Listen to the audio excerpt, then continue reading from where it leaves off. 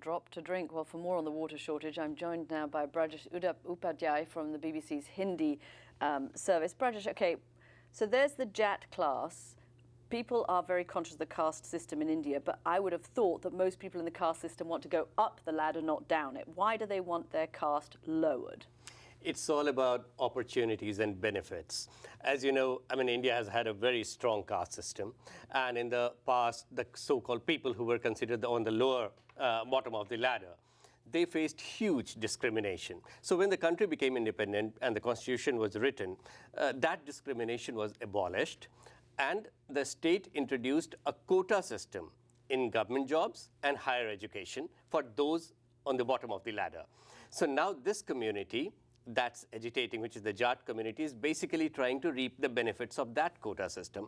And over the years, the list of castes who are who fall under that quota system has been revised. And many of those figure in that just because of their political clout. And there are other communities too who have tried similar things. In fact, when the Indian Prime Minister was here in the US, the Patel community, which is considered very influential, they were asking for this for a similar thing. Fascinating. It goes against kind of all of one's expectations. Talk to me about the water situation. Of course, you've lived in Delhi.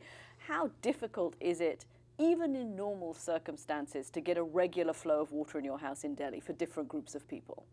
See, water is a scarce commodity in Delhi, whether you are rich or poor. Delhi is a landlocked sort of area, and more than 60% of its water supply comes from neighboring states. But if you live That's why these canals are so important. Yes, so that's coming from Haryana, where the agitation is going on right now. And they disrupted the canal, and the water supply was affected. Now, if you live in an upmarket area, you still get 1 hour of water supply, the government water supply, but you have the money to install powerful water pumps and overhead storage tanks, and you get enough water.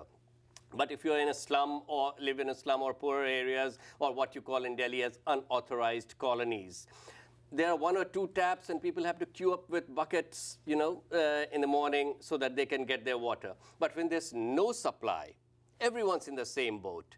And most of the summers you see riot-like situations because there's no water.